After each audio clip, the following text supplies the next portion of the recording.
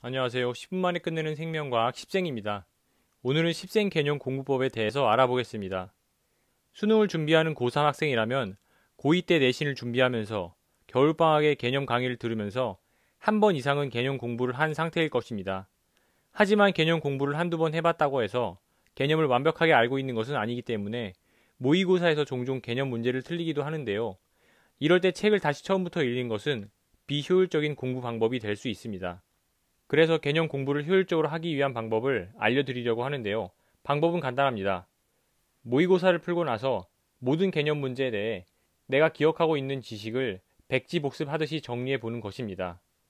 이번 4월 모의고사에서 출제된 문제를 예시로 설명을 해드리겠습니다.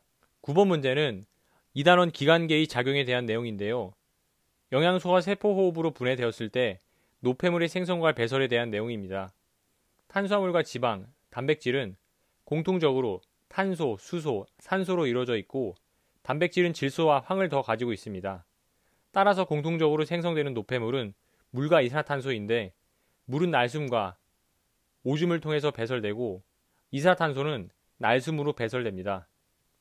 단백질은 질소 노폐물인 암모니아가 생성되는데 암모니아는 간에서 요소로 전환된 다음 오줌으로 배설됩니다. 13번 문제는 신경계 문제입니다. 신경계는 크게 중추신경계와 말초신경계로 구성되어 있으며 중추신경계는 두 개의 기관인 뇌와 척수로 구성됩니다. 말초신경계는 신경들로 구성되며 해부학적 기준, 기능적 기준에 따라서 구분할 수 있습니다.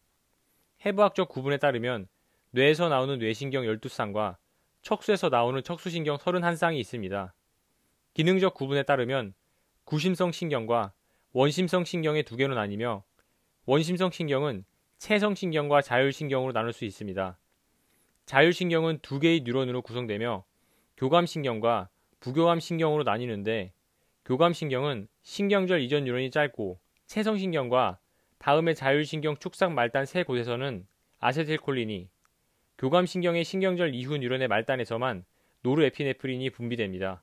20번 문제는 질소순환 문제입니다.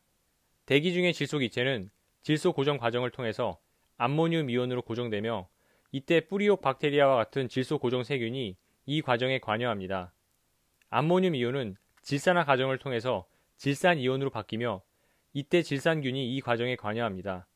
질산 이온은 탈질소 과정을 통해서 질소 기체로 돌아가 순환 과정을 이어갑니다. 암모늄 이온과 질산 이온은 생산자에 의해서 질소 동화 과정에 이용되며 소비자는 생산자를 섭취하고 분해자는 생산자의 사체를 분해하여 질소 화합물을 다시 암모늄 이온으로 만드는 과정을 반복합니다.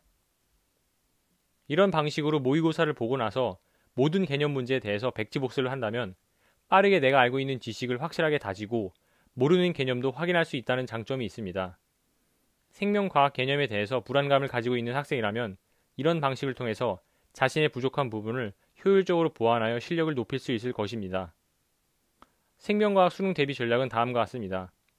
개념 인형 14문제를 10분 이내에 풀어야 하기 때문에 평소 개념에 대한 완벽한 이해와 기억을 바탕으로 현장에서 정확하고 빠르게 문제를 푸는 훈련을 해야 합니다.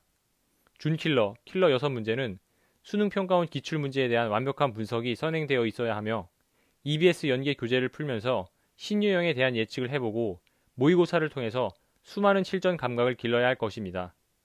구독과 좋아요 그리고 알람 설정은 이 영상을 만드는 데 큰 힘이 됩니다.